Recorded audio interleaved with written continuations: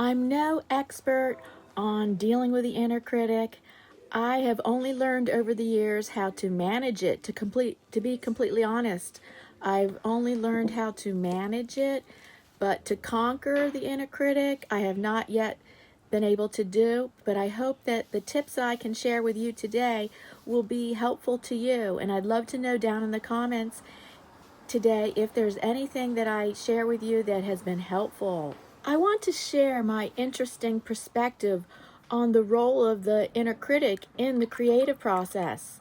I am an art educator, trained in art education. I have a master's degree in art education, and there are specific stages of artistic development that happen with all children. All children actually go through these stages of artistic development. Whether a child likes doing art or not, it doesn't matter. It's like any kind of stage of development and any kind of mental or physical stage of development. Everyone goes through, in childhood, everyone goes through these stages of artistic development, which is fascinating. So I'm not going to go through the stages, the specific stages in detail. I just want to generalize, saying that the children start off by creating art blissfully and freely. That's how children create art, all the way until they hit the age of around the 5th grade age. And then that's when, after the first few years in childhood where they were creating freely and blissfully, and what happens at around the 5th grade age is that's when they start developing self-criticism, and they start looking at their art with a critical eye. That's an actual stage of development, which I would like to say, my interesting perspective on the creative process is, I think that early stages of development mimic the creative process that all artists deal with. The creative process that all artists participate in, the creative process mimics, in my opinion, my viewpoint, I believe that those early stages of development mimic the creative process that an artist goes through. And I will explain that in just a few moments. Having a dialogue with the inner critic. So, free expression is very important to creativity. Complete free expression, as is shown in the early stages of artistic development in childhood, is learning how to be freely expressive. In fact, I think children in that stage of development are learning how to be free in their creative expression. But then at the 5th grade age level comes the stage of development of artistic development, which is developing a critical eye. And that is also needed in the creative process. So this is where I say, okay, a dialogue can go on. It's helpful to have a dialogue between the inner critic and yourself. So in the creative process, I believe you need to take time in your creative process to be freely expressive. So working with your intuition, just working from your intuition, and overriding the overthinking mind, bypassing the overthinking mind, just working creatively and freely with no critical eye. Allow yourself in that stage of the creative process to work freely and creatively. Freely and without judgment. And then after a while, it's up to you at what time intervals you'd like to do this. You step back, and that's when the critical eye comes in. You step back and have a dialogue with your inner critic. Like, you look at your artwork and see, what does it need? Does it need more? Does it need some editing? Like, edit this out, edit that out? Or does it need something to be added? Like, add in this, add in that? And you consider the elements of art and the principles of design and elements of art, line, shape, color, and then line, shape, color, contrast. Then there's the principles of design. I'm just quickly saying some of them. The principles of design are unity, pattern, balance, and that's just some of them. So you consider some of those elements of art and principles of design in when you are judging your art, and that's when the inner critic comes in. Now here's the problem. Okay, that's having a dialogue. Okay, having a dialogue also with your inner critic means not shutting it down. Don't shut the inner critic down. Instead, you want to invite a dialogue. And that would be a constructive dialogue, as opposed to the inner critic running wild, where this is where the problem is with most people. If they're having a problem with their inner critic, it's because the inner critic has taken over and just saying blanket statements like, this is ugly, this is horrible. So the blanket statements are not helpful, they're not useful. You want to be more specific. If you don't like something in your artwork and just saying, oh, this is so ugly and it's horrible, you need to have a dialogue with the inner critic, finding out specifically, like targeting, okay, what here needs changing? What could I add? What could I add in, or what could I edit out?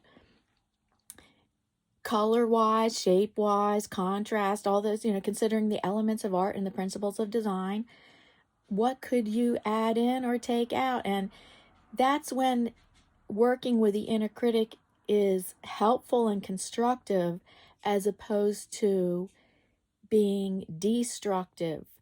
Because when the inner critic runs wild and takes over, that just leads to paralysis. Here are some ways I suggest working with the inner critic. For example, let's look at this painting in this process that I'm going to show you. It's a painting that I did and the process that I used. So here, sometimes, of course, the inner critic can come in right at the beginning. Here, I'm starting this painting of this figure, and of course, I am saying, this is horrible, this is awful, but I'm not going to let the inner critic stop me and paralyze me, because instead, the inner critic is telling me the proportions aren't good, the proportions are all wrong, and of course, that's because this is the beginning. So I hear that and I keep going, and I'm going to work to improve the proportions of this figure. So of course, that's an example of how the inner critic can come in and step in at any time. And I was able to hear the inner critic and keep going and understand that, okay, all I need to do is improve the proportions of this figure. And so now another example is here. I am freely expressing myself in this painting with writing on the canvas. It's a technique that I sometimes use, of cathartic expressive writing right onto the canvas and all over the canvas, and I will be painting over some of it and in other places collaging over it, but it's the stage that I'm being completely free and expressive and not judging. And then after a while, and during certain intervals, I do step back and let the inner critic speak, that's where I have a dialogue with the inner critic, and the inner critic saying, well, it kind of is all over the place and does not have a focal point. So there we see that focal point is one of the elements of art, or one of the principles of design, and so it does need a focal point, and it's at that point that I can add a focal point. To recap, I just want to say that the stages of artistic development for everybody that happens in childhood in my perspective, mimics the creative process. So in the early stages of artistic development, children learn to be freely creative without that inner critic, in art education, art teachers do need to teach children how to constructively deal with the inner critic, because the inner critic is part of the creative process, and children need to learn how to deal with the inner critic so it doesn't shut them down and paralyze them. So you mimic that, and I compare that to the creative process, where an artist wants to expressively create themselves without the inner critic butting in all the time, because the inner critic will just paralyze you and shut you down and make you indecisive.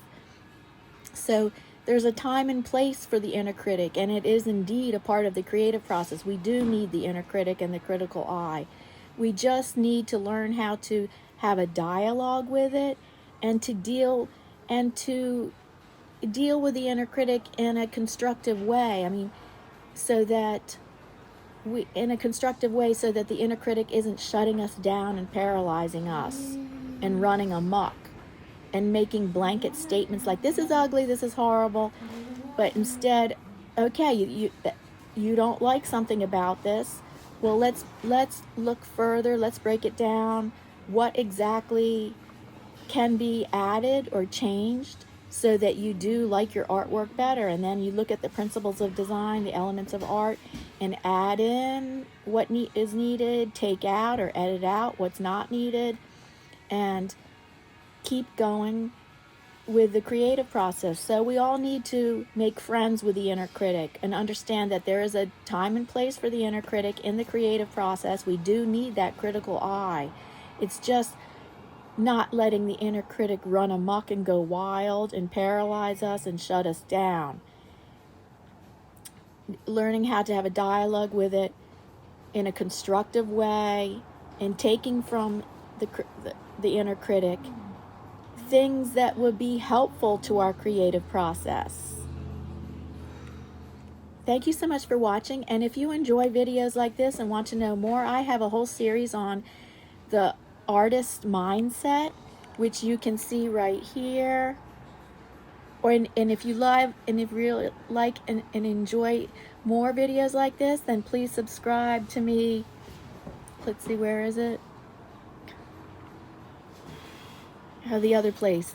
So I'll probably have a little hand pointing to it. Thank you so much for watching, and please like and comment. I'd love for this to be a dialogue. Please, I answer all my comments and would love to know what you think, and what would you like to add to this dialogue that I have started here in this video. What has been helpful to you, and what have been your experiences, and is there anything that you would love to add to what I have to say in this video? Thank you so much.